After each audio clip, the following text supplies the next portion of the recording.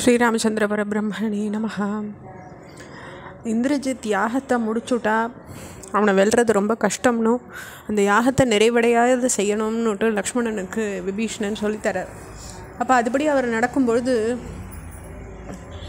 விபீஷணன் கேட்குறார், இந்திரஜித் தன்னை சார்ந்தவாளோடு வாழாமல் எதிரிகளை சரணடைகிறதுன்றது ஒரு நல்ல விஷயம் கிடையாது. என்னுடைய பலத்தினை பற்றின ரகசியத்தை எதிரிகளுக்கு எடுத்துரைச்ச உன்னுடைய கொடூரத்தன்மை வேறு யாருக்கும் வராதுன்னுட்டு ரொம்ப கோபப்படுறார் இந்திரஜித். பல வார்த்தைகளை சொல்கிறார்.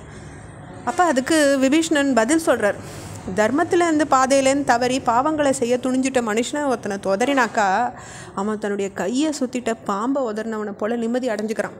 மற்றவா சொத்தை அபகரிக்கிறவனும் மாற்றான் மனைவியோட உறவு கொள்கிறவனும் தவிர்க்கத்தக்கவான்னு சொல்லியிருக்கு. தீயன் நடுவில் வாழற வாய்ப்பை ஒதுக்கிறது போல் அவளோட வாழறத ஒதுக்கிடணும்னு அறிஞர்களும் சொல்லியிருக்காங்க. மற்றவனுடைய சொத்தை அபகரிக்கிறது, மாற்றான் மனைவியோட உறவு கொள்வது, தன்னுடைய நண்பர்கள் மேலே அனாவசியமாக சந்தேகப்படுறது, இந்த 3 குற்றங்களை செஞ்சானாக்கா ஒருத்தன் அழிவுக்கு தான் போயின்னு இருக்கான்னு அர்த்தம். ஒருத்தனுடைய வாழ்க்கையை அழிக்கக்கூடியதும் அவனுடைய முதன்மையை ஒழிக்கக்கூடியதுமான பல செயல்கள் என்னுடைய மூத்த சகோதரனால் செய்யப்பட்டிருக்கு. இப்போது ரிஷிகளை துன்புறுத்தி தேவாலோட சண்டையிட்டு ஆத்திரத்தையும் கர்வத்தையுமே காட்டி தன்னுடைய மற்ற பெரிய சிறப்புகளெல்லாம் என்னுடைய மூத்த சகோதரன் இழந்துட்டு நாசத்தை தேடின்னு இருக்கார். ஒரு பெரிய மலையை மேகங்கள் மறைச்சிடுறது போல் ராவணனுடைய சிறப்புகள்லாம் அவனுடைய தீச்செயலால் இப்போ மறைஞ்சுடுத்து. இப்படிப்பட்ட தீச்செயலின் காரணமாக தான் நான் உன்னுடைய தந்தையை விட்டு விலக வேண்டியதாகிடுது. லங்கையோ நீயோ உன் தந்தையோ அழிவிலிருந்து தப்ப போகிறதே கிடையாது. மரியாதை தெரியாதவனும் அறிவு கட்டவனும் கர்வம் நிறைஞ்சவனுமான நீ மரணத்தின் பிடியில் சிக்கி இருக்கிற நிலையில் என்ன பேச விரும்புகிறியோ பேசிக்கோ. நீ யாகத்தை முடிக்க போகிறதுன்றது ஒன்று கிடையாது. லக்ஷ்மணனை தாக்கின பிறகு நீ உயிரோட வாழறதுன்றதும் நடக்காது. லக்ஷ்மணனோட யுத்த காலத்தில் மோது, அப்போ யமன் உலகுக்கு போய் நீ தேவர்களை மகிழ்விக்கலாம். நீ இன்னைக்கு உயிரோட திரும்ப போகிறது கிடையாதுன்னுட்டு விபீஷணன் இறுதியாக சொல்கிறார். இதெல்லாம் கேட்ட இந்திரஜித் ரொம்ப கோபப்படுறார்.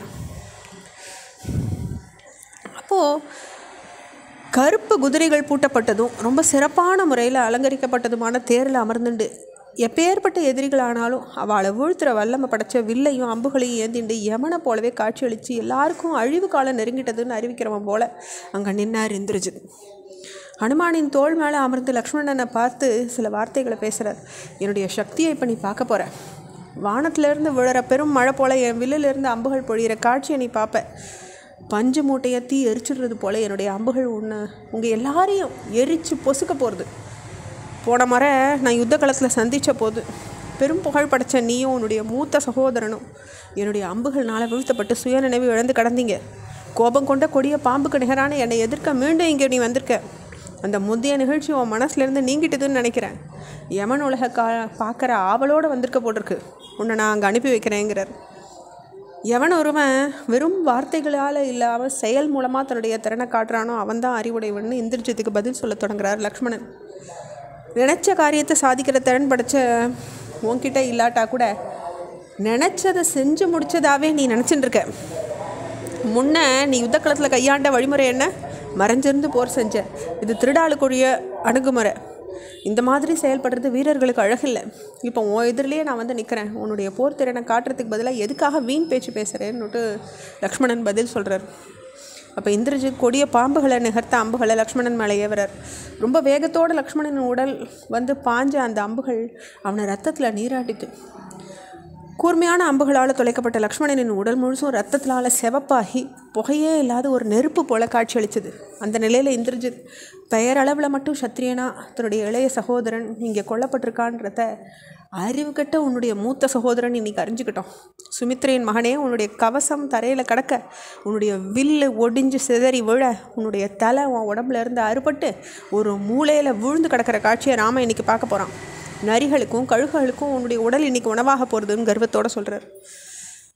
மீண்டும் நீ வெறும் சொல்லையே நம்புற மனுஷ குலத்தின் விரோதியே ஒன்றை போல கொடுமையான வார்த்தைகளை பேசாமல் உன்னை நான் இன்னைக்கு தீர்த்து கட்டுறேன்னு லக்ஷ்மணன் பல அம்புகளை இந்திரஜித் மேலே பதிலுக்கு தொடுக்கிறார்.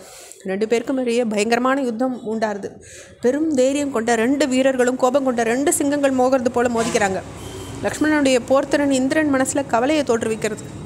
இதோடைய தொடர்ச்சியை மறுத்த பகுதியில் பார்க்கலாம். ஸ்ரீராமச்சந்திர பரபிரம்மணே நமஹ.